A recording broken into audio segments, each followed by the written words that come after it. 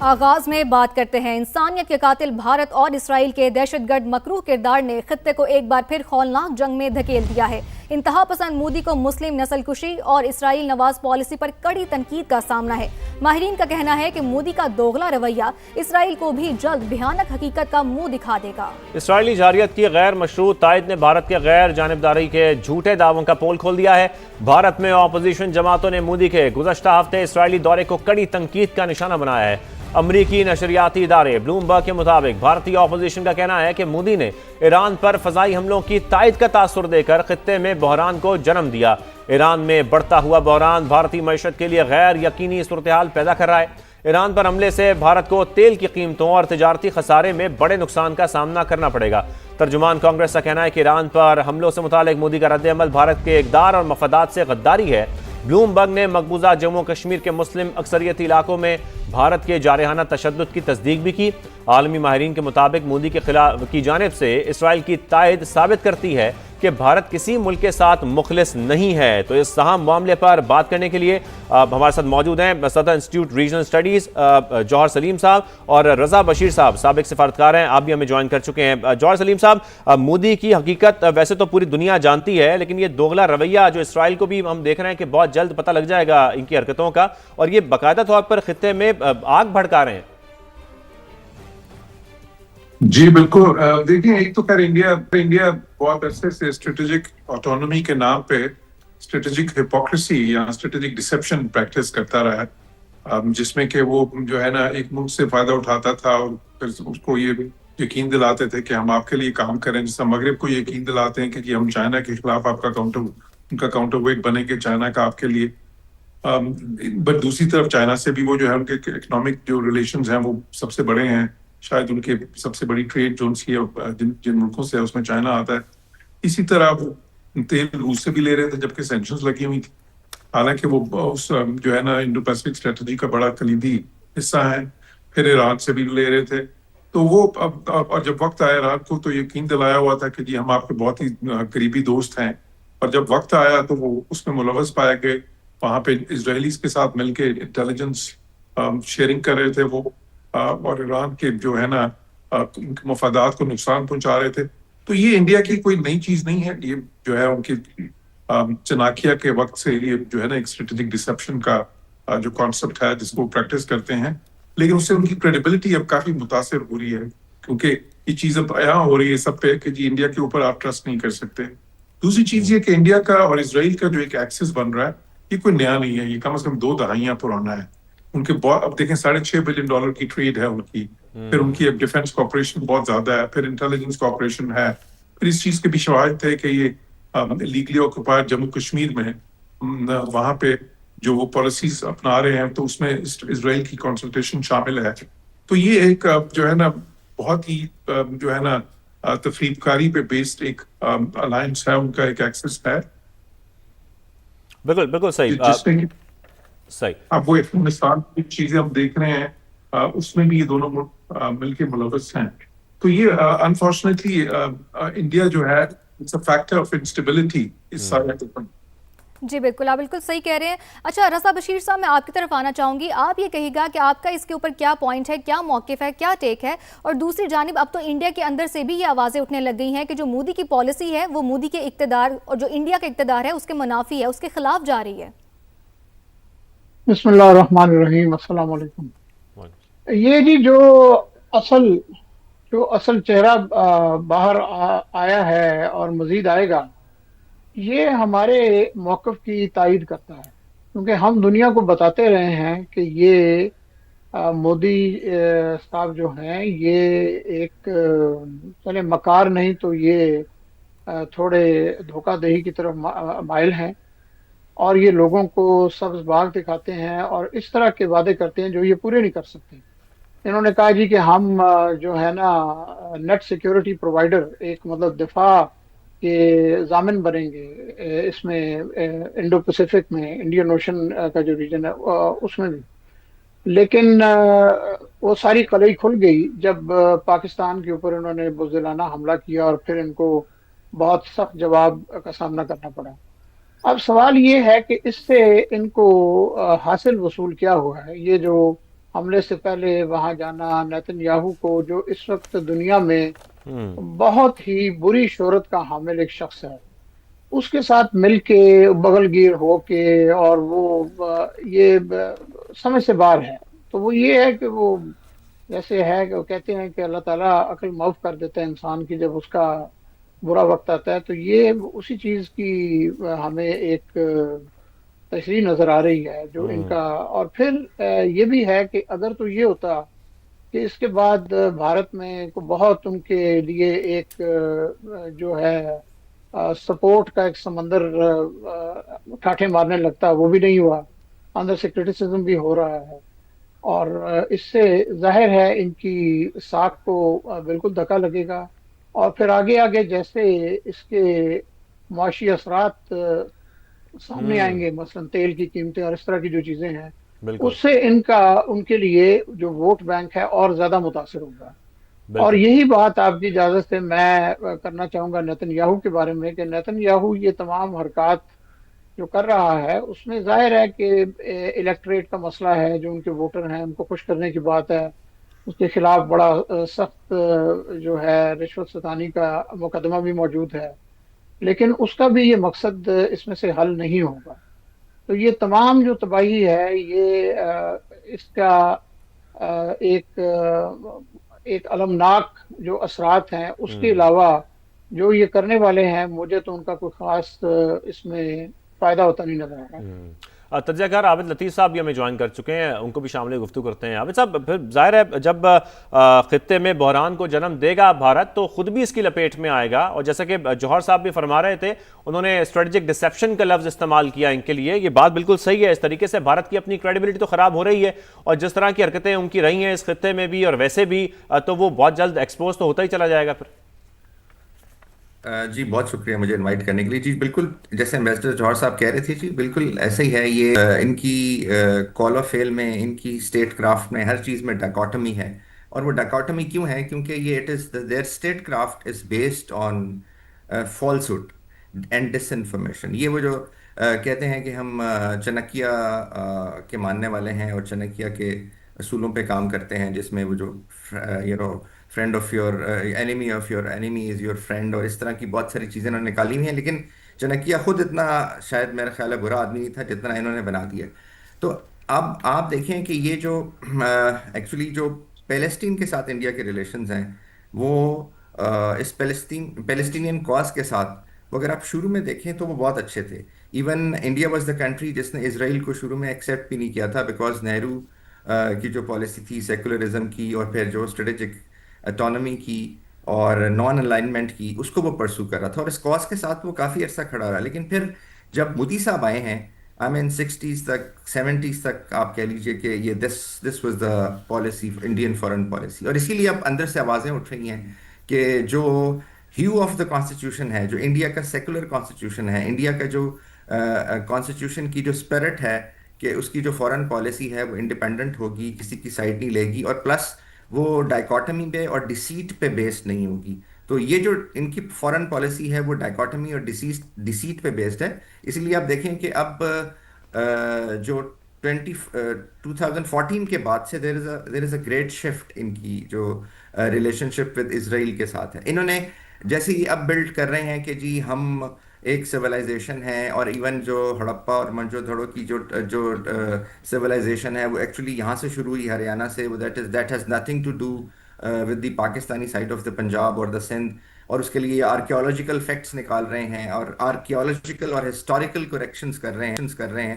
تو اسی طرح انہوں نے اسرائیل کے ساتھ جب ریلیشن 2014 میں بہت زیادہ ہونا شروع ہو گئے، تو وہ بیس تھے جی 4 چیزوں کے اوپر. ایک تو تھا ان کا ملٹری انڈسٹریل کمپلیکس، جو دونوں کا بہت تیزی سے قریب آنے لگا. پہلے بھی تھی کوآپریشن لیکن پھر بہت زیادہ بڑھ گئی. And the second thing was the Hindutva and Zionism. اور اس کو یہ کہنے لگے کہ یہ ایک وی شیئر کامن کنشپ. اس کی بیس پہ یہ ریلیشن شپ کو، ہندوتا کو اور زائنزم کو قریب لے کے جا رہے ہیں. اور آپ کو پتہ ہے اس پہ اسد عیسیٰ کی ایک پوری کتاب ہے جو کہ بہت اچھی اس نے لکھی ہوئی ہے. And then the third thing was the influence of Indian diaspora and the Israeli lobby in USA. پھر انڈین ڈائسپورا اور جو یو ایس لابی تھی اس نے جو ان کی کاز تھی مشترکہ کاز نتن یاہو کی اور مودی کی، اس کو بہت امریکن پالیٹکس میں، امریکن پالیٹی میں اور اس کے اندر شامل کرنے کی کوشش کی، اور یہ بتایا ہم تو وی آر نیچرل ایلائز۔ اور جو چوتھی چیز ہے وہ کشمیر اور پیلسٹین ہے، اس کے اوپر ایک پلے بک انہوں نے اپلائی کی۔ اب جو صورتحال ہے ایران کی، اسی طرح ایران کے ساتھ بھی مودی صاحب نے بہت ایران کو سبز باغ دکھائے ہوئے تھے کہ ہم تمہارے آپ کے بہت اچھے دوست ہیں، اور اس ریجن میں جو ہے وہ آپ کو اکنامک جمپ سٹارٹ کے لیے چار باغ جو آپ کی جو پورٹ ہے وہ بہت ضروری ہے، اس کو ہم بنائیں گے، اس کو ہم چلائیں گے، اور وہ سارا سینٹرل ایشیا سے لنک کریں گے، and we are a bigger economy, and at صحیح، لیسٹ عابد وی کین لطیف گیو صاحب یو آپ کا دیٹ۔ پوائنٹ آ گیا ہے۔ میں اسی پوائنٹ کے اوپر جوہر سلیم صاحب کی جانب واپس جاؤں گی۔ جوہر سلیم صاحب، آپ ان پوائنٹس کے بارے میں کیا کہتے ہیں؟ جیسے کہ عابد لطیف صاحب نے کہا کہ 4 پوائنٹس تھے جن کی بیس پہ انڈیا اور اسرائیل بہت قریب آ گئے۔ پہلا تھا کہ ملٹری کمپلیکس ان کا مضبوط ہو رہا تھا اسرائیل کا، تو انڈیا نے ان کے ساتھ تعلقات اچھے بنانے کی کوشش کی۔ دوسرا تھا ہندوتوا اور زیونسٹ مائنڈ سیٹ تھا۔ تیسرا تھا اسرائیل لابی یو ایس میں، اور یہ انہوں نے کہا کہ یہ نیشنل ایلائز ہیں، مطلب یہ لوگ ایلائز بنتے جا رہے ہیں۔ اور آخری جو تھا وہ کشمیر اور پیلسٹائن کا ایشو تھا۔ تو اس کے اوپر آپ کا کیا پوائنٹ ہے؟ جی بالکل، میں عابد صاحب کے پوائنٹ سے اتفاق کرتا ہوں۔ دیکھیں، یہ نیچرل الائز ہیں کیونکہ یہ اوپریسرز ہیں، یہ جو ہے نا یہ دوسروں کا یہ غاصب ہیں۔ انہوں نے غاصبانہ قبضہ دونوں نے کیا ہے۔ انہوں نے جو اسرائیل نے دیکھیں وہ فلسطینیوں کے علاقوں پہ کیا ہے، انہوں نے کشمیریوں کے جو ہے ان کے علاقوں پہ کیا ہے، جموں کشمیر جو ایلیگلی آکوپائڈ ہے۔ اور پھر ان کے جو ڈیزائنز ہیں وہ گریٹر اسرائیل بنانا چاہتے ہیں، یہ جو ہے ساؤتھ ایشیا کو اپنا بیک یارڈ بنانا چاہتے ہیں، یہ چاہتے ہیں کہ اس کو ایک اسٹریٹجک ڈومیننس چاہتے ہیں ساؤتھ ایشیا پہ۔ تو بالکل ان کے جو ہے نا پھر ظاہر ہے اسٹریٹجک ڈسپشن وہ بھی پریکٹس کرتے ہیں، یہ بھی کرتے ہیں۔ تو بہت سارے ان کے آپس میں کامنالٹیز ہیں، شیئرڈ پرسپشنز ہیں، شیئرڈ آئیڈیلز ہیں، جو ہے نا شیئرڈ آبجیکٹیوز ہیں۔ تو یہ ایکسس جو ہے یہ بہت خطرناک ہے ہمارے ریجن کے لیے، ساؤتھ ایشیا کے لیے بھی، مڈل ایسٹ کے لیے بھی، بلکہ میں کہوں گا دنیا کے لیے بھی۔ اور انہی کی وجہ سے یہ آرمز ریس جو ہے ادھر بھی شروع ہوئی۔ پہلے ادھر بھی یہ دیکھیں نیوکلیر پاور انڈیا ہی بنا تھا جنہوں نے مجبور کیا پاکستان کو بھی، ظاہر ہے اس کے جواب میں نیوکلیر پیرٹی لینے کے لیے۔ اور اسی طرح وہاں پہ بھی دیکھیں انہوں نے لیگلی نیوکلیر پلانٹ اپنا وہ کیپیبلٹی حاصل کی ہے، اسرائیل نے بھی، اور پورے ریجن کو پلنج کر دیا ہے بہت ہی انسٹیبلٹی میں اور انسیکیورٹی میں۔ تو اس میں کوئی شک نہیں ہے۔ اور یہ جو اب آگے آنے والے دنوں میں یہ جو ہے ان کا آپس ان کا جو الائنس یا ایکسس رادر جو بن رہا ہے وہ زیادہ مضبوط بھی ہوگا، اور اس سے بالکل خطرہ ہوگا ان کے نیبرز کو، انڈیا کے نیبرز کو یہاں پہ اور اسرائیل کے نیبرز کو وہاں پہ۔ اور اسی لیے اس چیز کی ضرورت ہے کہ پاکستان اور سعودی عرب اور پاکستان اور دوسرے جو جی سی سی کنٹریز ہیں ان کا آپس میں تعاون بڑھے۔ اور اسی طرح اس خطے کے جو ممالک ہیں ساؤتھ ایشیا کے، بے شک وہ بنگلہ دیش ہے یا سری لنکا ہے یا مالدیوز ہے، اور اب ساروں کے ہی انڈیا کے ساتھ پرابلمس ہیں، مخاصمت والے ریلیشنز ہیں۔ اس کی وجہ انڈیا کی کوشش ہے جو وہ ہیجمنی اپنی قائم کرنا چاہتے ہیں اس ریجن پہ، اور اس میں وہ چاہتے ہیں کہ ان کو اسرائیل کی مدد ملے۔ اور وہ یہ بھی سمجھتے ہیں کہ اسرائیل کا کیونکہ امریکہ کی فارن پالیسی پہ، امریکہ کی سیاست میں بہت زیادہ رول ہے، بہت اہم، تو وہ اس کو بھی استعمال کرنا چاہتے ہیں۔ تو بالکل یہ ایک فیکٹر، میں کہوں گا یہ فیکٹر فور انسٹیبلٹی اور انسیکیورٹی جو ہے نا ان دونوں ملکوں کا جو ایکسس ہے وہ بالکل ہے، اور یہ بہت خطرناک ہے ان خطوں کے لیے بھی اور دنیا کے لیے بھی۔ رضا صاحب، اس طرح کے الائز بن کے ایک تو یہ کیا حاصل کرنا چاہتے ہیں، پھر اگر ہم ڈاٹس کو کنیکٹ کریں اور مودی کا اسرائیل کا دورہ کرنا، اس کے بعد ایران پر اس طرح کا ایک بڑا حملہ ہونا، اس پوری صورتحال کو آپ کیسے ایکسپلین کریں گے؟ دیکھیں جی، میرے خیال میں جو اسرائیلی بھی بہت بڑے بلیک میل اور ہندوستانی بھی، اسرائیلیوں نے ایک وہ بلیک میل اور ان چیزوں کے تھرو، یہ ایپسٹین نیٹ ورک بھی اس چیز کا ثبوت ہے، یہ کس طریقے سے لوگوں کو قابو کرتے ہیں اور پھر ان سے اپنے کام نکلواتے ہیں۔ اور میرے خیال میں یہ جو مودی صاحب کو بہت زیادہ آگ لگی ہوئی تھی ادھر ان کے ساتھ جا کے بغل گیر ہونے کی، اس میں میری ناقص رائے میں جو ان کے اوپر پریشر آیا ہے امریکہ کی طرف سے، اس کا بھی کافی عمل دخل ہے، کیونکہ امریکہ نے ان کے اوپر جو تجارتی نوعیت کا دباؤ ڈالا، اور اس میں آپ نے دیکھا ہوگا کہ اس پہ مبصر کہہ رہے تھے کہ جی مودی کی کیوں کھل کے بات چیت نہیں ہو رہی ٹرمپ کے ساتھ. اور پھر صدر ٹرمپ نے کوئی موقع ضائع نہیں کیا مودی صاحب کو بے عزت کرنے کے لیے، ان کی جو ناکامی کی طرف اشارہ کر کے جو پاکستان کے خلاف انہوں نے مہم جوئی کی تھی. تو اس میں یہ بھی ہے کہ جو نتن یاہو کا جو اثر رسوخ ہے امریکہ میں، شاید یہ اس سے بھی فائدہ اٹھانا چاہتے تھے کہ کوئی ان سے جا کے کہیں بھائی ہماری کوئی سفارش کریں تو ہمارے ساتھ حالات بہتر ہوں.